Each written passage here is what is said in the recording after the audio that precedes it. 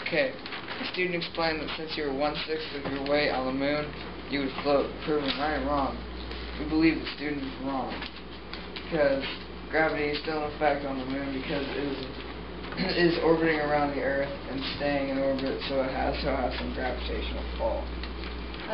Our reasoning is 1/6 of your weight still is a positive amount of weight. Therefore, you would not float. You would just weigh a fraction of what you previously weighed on Earth. You have to have gravity on the moon, or the astronauts would simply float away instead of landing on the moon. You said that there was an example? Yeah. Okay, so let's pause it. What she do? Because it just proves that he's not floating. Yeah.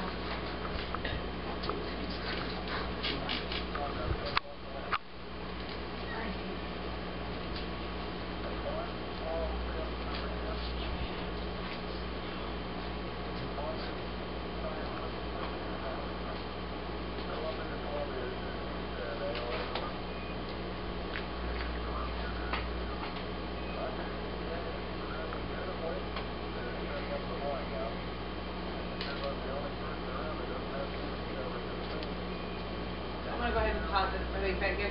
Are they floating away? No. No. So there has to be some gravity pulling them toward the moon. So there is gravity on.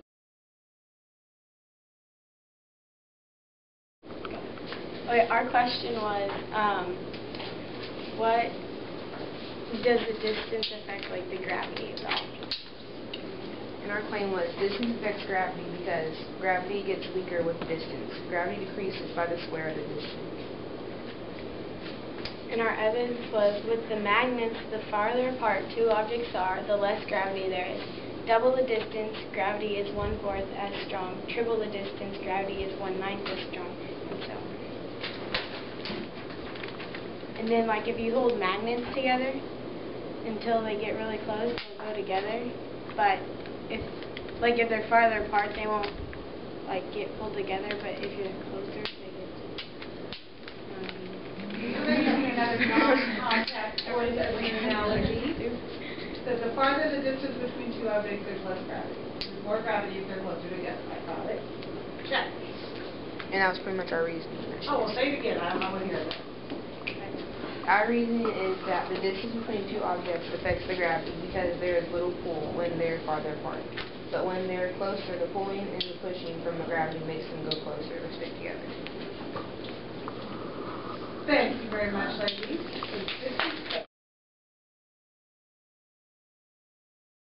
And go. Okay, our question was, how does gravity increase between two objects? And our claim was, gravity increases as mass increases.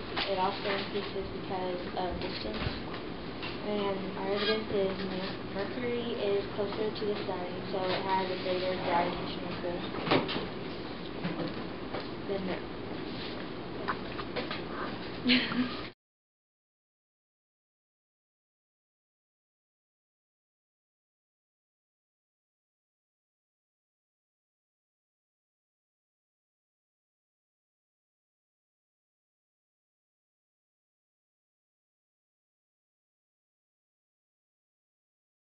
Our presentation was on how gravity and weight are linked, or mass and gravity and weight are linked, and our question was,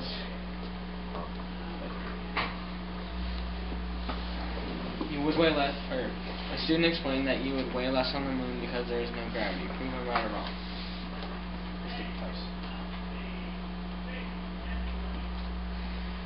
Our answer was, you would weigh less on the moon, but there is still gravity because every body of matter has its own gravity, except some have more than others.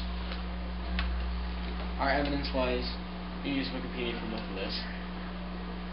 All bodies of matter all attract each other with a different force proportionate to their mass, and your mass wouldn't change, but your weight would decrease, seeing as weight is purely a function of gravity, but mass is not.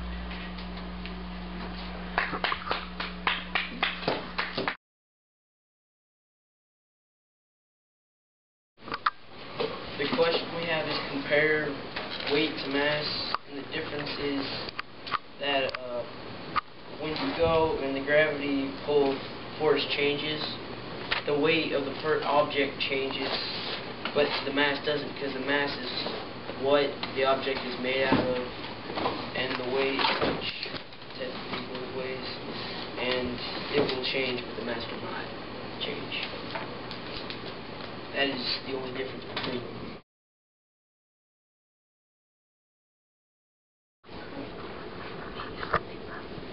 Go ahead.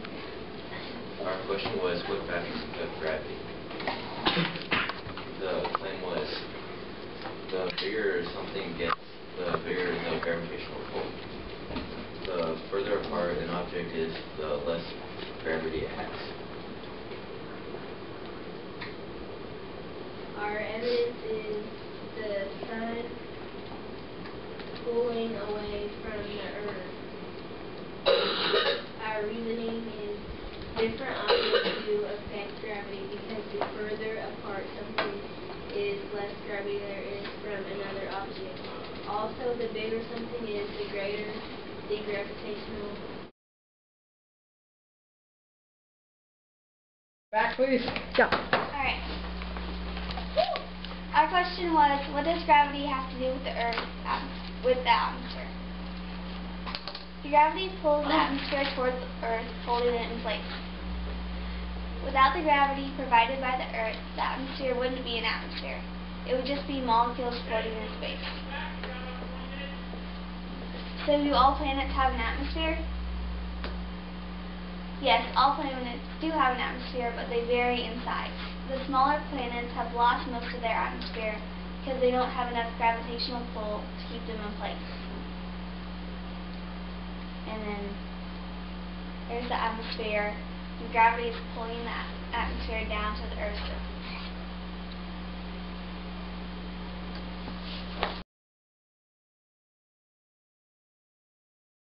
What kinds of objects are affected by gravity or have gravity? Claim all objects are affected by gravity on no matter what the weight or size.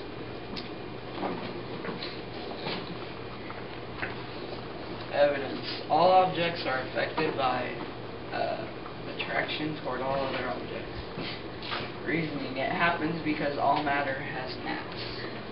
Then we have like a big bug, a short person and a tall person, a pin and a football, to show that all objects are affected by gravity.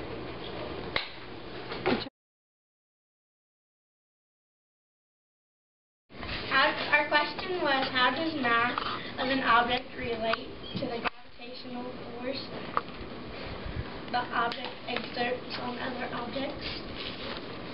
And our answer was, more mass equals more gravitational pull.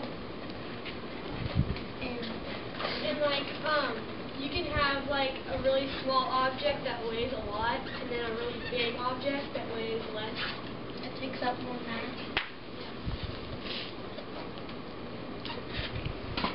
So which one of those is more massive? That one's more massive, but this has more volume. So the volume doesn't matter, like, about the gravitational pull of an object. Great job, D team. Yeah.